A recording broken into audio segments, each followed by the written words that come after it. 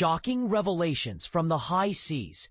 U.S. holds survivors after targeting suspected Venezuelan drug cartel vessel. Imagine a tense standoff in the vast expanse of the Caribbean, where U.S. forces launch a bold military operation against what they believe is a drug trafficking boat linked to Venezuelan cartels. Now picture this. Not everyone aboard perished. In fact, at least 2 individuals made it through alive and are now in American custody. This gripping scenario isn't just a headline. It's unfolding in international waters, raising eyebrows and sparking heated conversations about intervention, secrecy, and the global fight against narcotics. If you're curious about how this fits into a larger pattern of U.S. actions, stick around, because there's more to unpack, and it might just challenge what you think you know about foreign policy.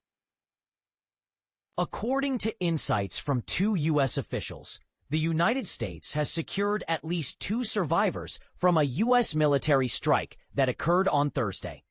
These individuals were rescued after U.S. Navy helicopters, acting as part of a search and rescue mission, spotted signs of life in overhead footage following the initial attack. The survivors were swiftly picked up and moved to a U.S. Navy vessel.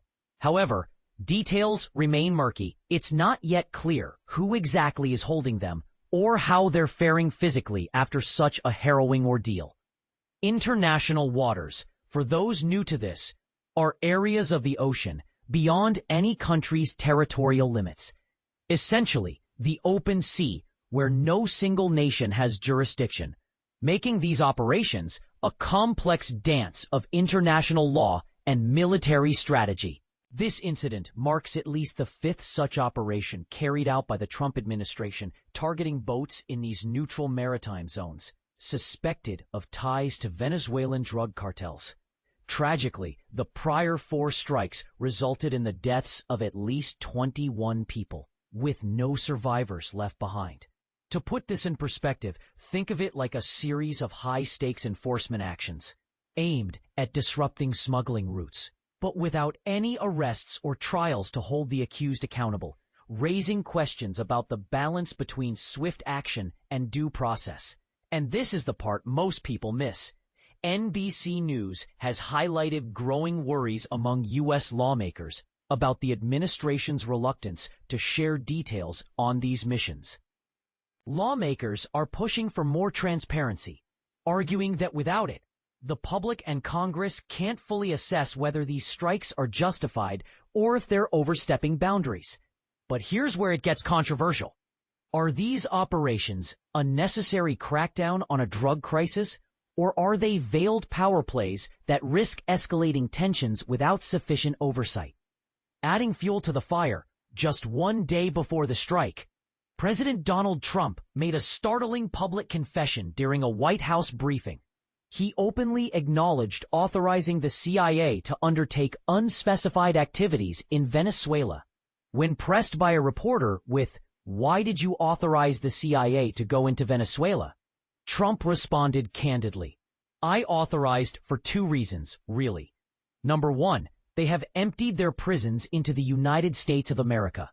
And the other thing are drugs. We have a lot of drugs coming in from Venezuela." This admission ties directly into the broader narrative of Venezuelan issues spilling over into the U.S., from migration pressures to narcotics flows.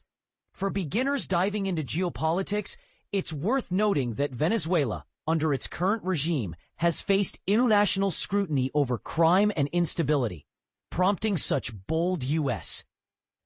responses. But critics argue this could be interpreted as interference in another country's sovereignty, potentially violating international norms.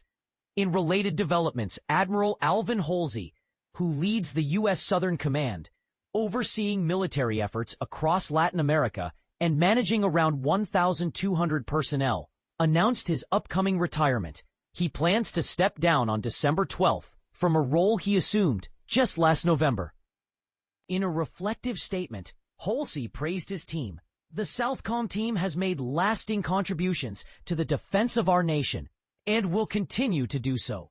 I am confident that you will forge ahead, focused on your mission that strengthens our nation and ensures its longevity as a beacon of freedom around the globe. Secretary of Defense Pete Hegseth echoed this sentiment in a post on X, describing Holsey as someone who exemplified the highest standards of naval leadership, though he offered no specifics on the retirement's rationale.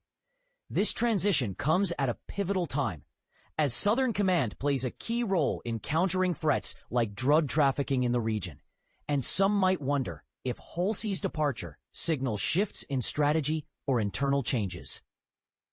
Courtney Cube is a dedicated correspondent for NBC News Investigative Unit, specializing in national security and military affairs.